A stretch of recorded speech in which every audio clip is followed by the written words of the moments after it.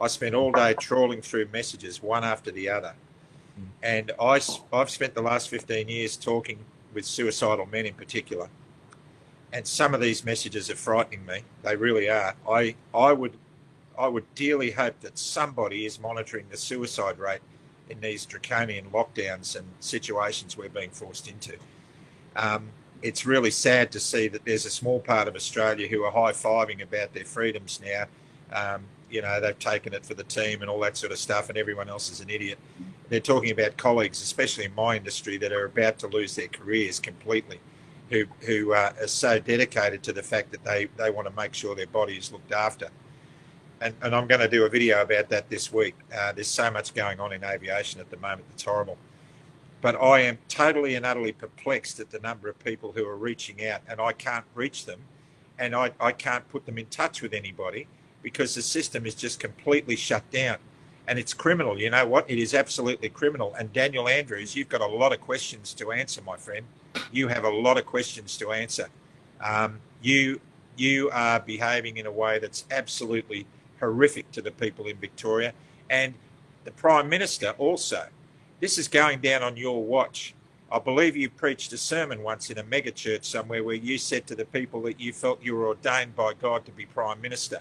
The fact that you even said that disqualifies you from both categories. You are neither Christian nor are you qualified to be Prime Minister if you said that. And you're allowing this federation to be torn apart and the people of this country to be decimated and segregated against. And on your head be it, Prime Minister.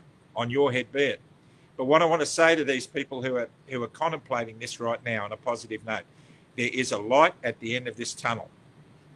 I was going to kill myself in 2006, and I'm in a much better place now. I got through it. I got through it through faith, and I believe what this country needs, not so much patriotism, because the Germans were patriotic when the Nazis were in power.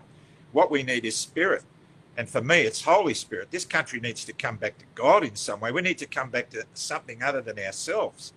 You know, we're too self-focused. We need to focus on something bigger than we are. And so for me, it's hold the line. You know, if you, whatever you decide to do, don't think you're going to be an outcast. Don't think you're going to be alone. You'll never know. You will never know at what moment in the very near future that some amazing person or an amazing event will come into your life that completely turns the light back on for you. You know, I believe now is the time. You should choose for you which shepherd you're going to follow. You're either going to follow the evil side or you're going to follow the light. But for goodness sake, stay in the light, hang on to the promise, hang on to the hope, because I'm living proof that your whole life can turn around. Everything can change. And I've said to a lot of people, you know, our life is like a very rich tapestry. If we stood back about 20 feet and looked at it on a wall, we'd see that it was made up of all these beautiful coloured threads, and a lot of them would be black threads. And those black threads relate to our depression, our anxiety, and our fear. And if we went around the back of the tapestry and pulled out all the black threads and looked at it again, we'd find that the whole thing would collapse and it wouldn't look anywhere near as good. You know, hardship can be a pathway to great peace in our lives, and we've got to focus on that. We will get through this. And it's very important that we focus on the chance that, you know what, you may be losing your career, but you'll keep your life. You may be losing your career, but you'll still live. You may be losing your career, but you're going to be surrounded by people who care about you. And the friends who condemn you and judge you now to make you feel the way you feel, they're not your friends. The friends you're going to make in recovery from this are the real friends that you'll carry for the rest of your lives. And they will give you the hope.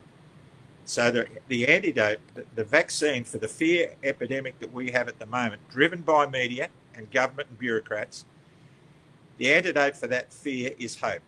The antidote for that pandemic is hope. And there is hope, because there are a lot of people like us who are standing up.